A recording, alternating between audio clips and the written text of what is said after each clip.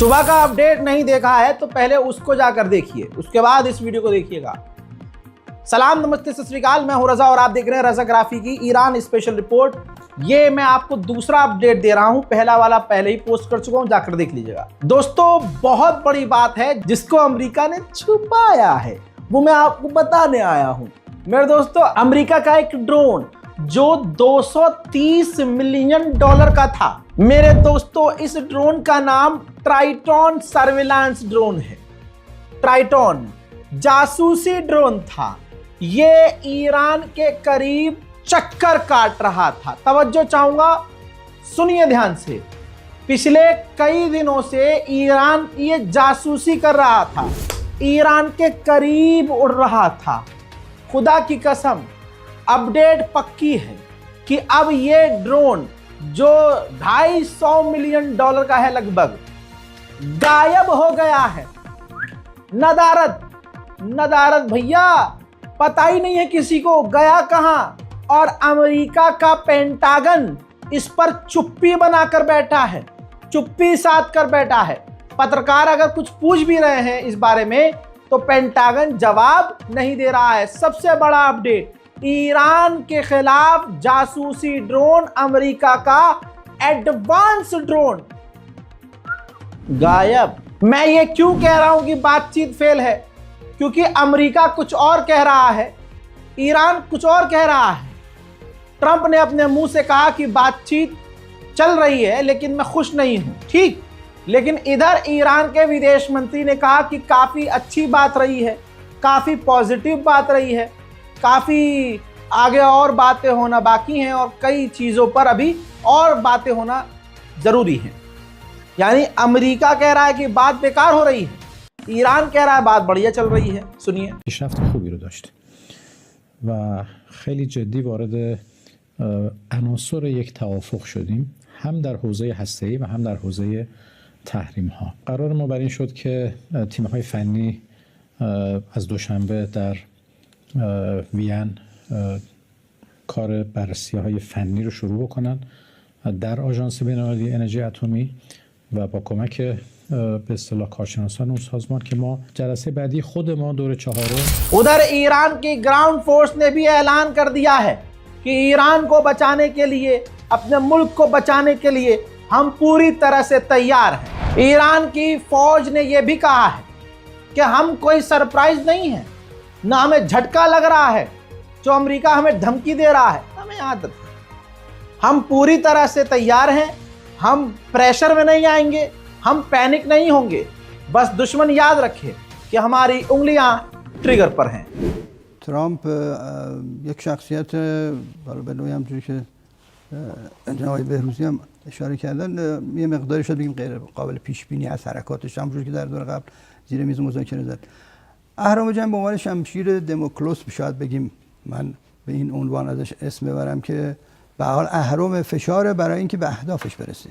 ما هم به حال همونجوری که اشاره شد دقیقاً خط قرمزهای مذاکره مشخصه.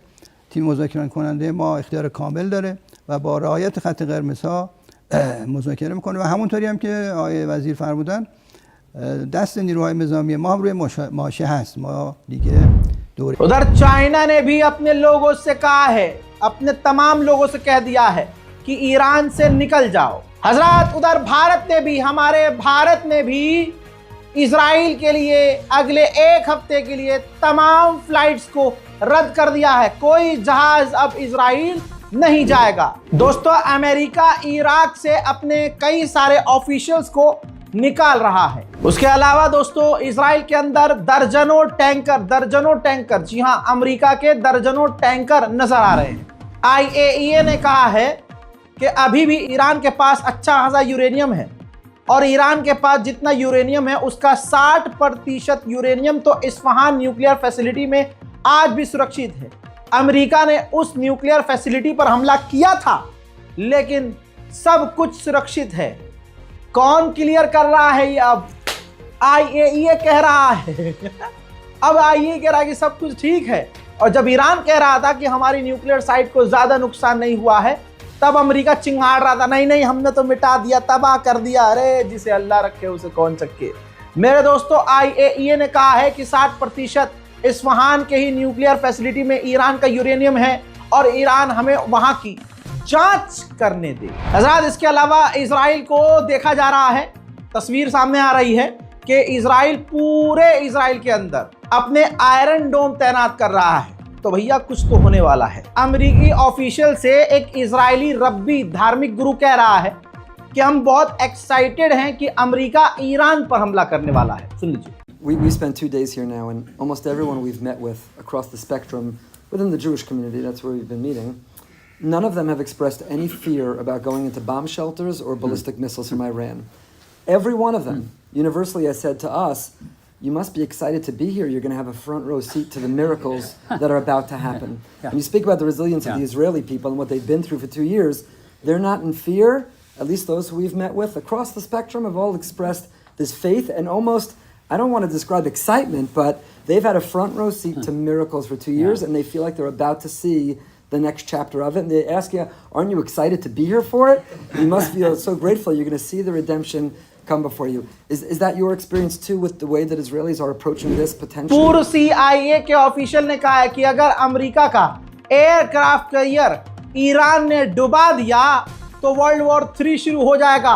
अमा इसका मतलब ये हुआ कि CIA भी ये बात मानती है कि ईरान के पास इतनी कैपेबिलिटीज हैं, इतना वो सक्षम है, इतनी ताकत ईरान के पास है कि वो अमेरिका का एयरक्राफ्ट कैरियर डुबा सकता है। बेचारे आउल फाउल बक रहे हैं और आउल फाउल बकने में अपनी औकात खुद ही दुनिया के सामने रख रहे हैं। अमेरिका का वाइस प्रेसिडेंट अब बोल रहा है कि ये जो बातें चल रही हैं कि अगर ईरान और अमेरिका की जंग हुई तो ये सालों तक अमेरिका जंग में फंस जाएगा, ऐसा नहीं है। डिप्लोमेटिक रास्ते हैं हमारे पास, बट वो तो ईरान के हाथ में है कि ईरान किस तरह से हमसे बात करता है। बाकी जो हमने पास्ट में गलतियां की हैं वो हम दोबारा नहीं दोहराएंगे। हजरात, इसको आप ईरान को धमकी कह दो कि ईरान को धमकी है, या ये कह दो कि भैया इनकी हिम्मत नहीं है ईरान पर हमला करने की, कुछ भी कह सकते हैं। कुल मिला के बात ऐसी है, बड़ा अपडेट यह है कि दुनिया भर के तमाम बड़े देशों ने एडवाइजरी जारी कर दी है कि इजराइल और ईरान न जाएं। भारत ने भी एडवाइजरी जारी कर दी है। दूसरी बात ये कि ईरान ने मिडिल ईस्ट में तमाम अपने जो सहयोगी अरब देश हैं वहां से ईरानियों को निकलने को कह दिया है कि ईरान के लोग वहां से निकल जाएं। फिर इसके अलावा ईरान ने पूरी तरह से अपनी फौज को रेड अलर्ट पर किया हुआ है। इसके अलावा इजराइल ने अपने तमाम शेल्टर, बॉम्ब शेल्टर खोल दिए हैं और तमाम एडवांस एयर डिफेंस सिस्टम तैनात कर रहा है। तो आप समझ सकते हैं कि हालात बदल चुके हैं, कभी भी कुछ भी हो सकता है। याद रखिएगा, 2-3 चीज़ें हैं मैं अपने व्यूअर्स से कहना चाहूँगा। अरब पर भरोसा बिल्कुल मत कीजिएगा कि ये ईरान का साथ देंगे। बुरा वक्त आने पर, ज़्यादा बुरा वक्त आने पर चाइना और रशिया भी ईरान का साथ नहीं देंगे। याद बोल रहा हूँ मैं, लिख के रख लीजिएगा, यही होगा। तीसरी बात याद रखिएगा, ईरान न परमाणु बना रहा था, न बना रहा है, न बनाएगा, लेकिन इसी का बहाना बनाकर अमेरिका और इजराइल हमला करेंगे और इस पूरी जंग में ईरान अकेला है। फिलहाल के लिए इस अपडेट में इतना ही। इस रिपोर्ट को शेयर कीजिएगा, चैनल को हमारे सब्सक्राइब कर लीजिए रज़ाग्राफी अनस्क्रिप्टेड, ताकि आपको इसी तरह से स्पेशल रिपोर्ट्स मिलती रहें। मैं हूं रज़ा और आप देख रहे थे रज़ाग्राफी अनस्क्रिप्टेड। जय हिंद।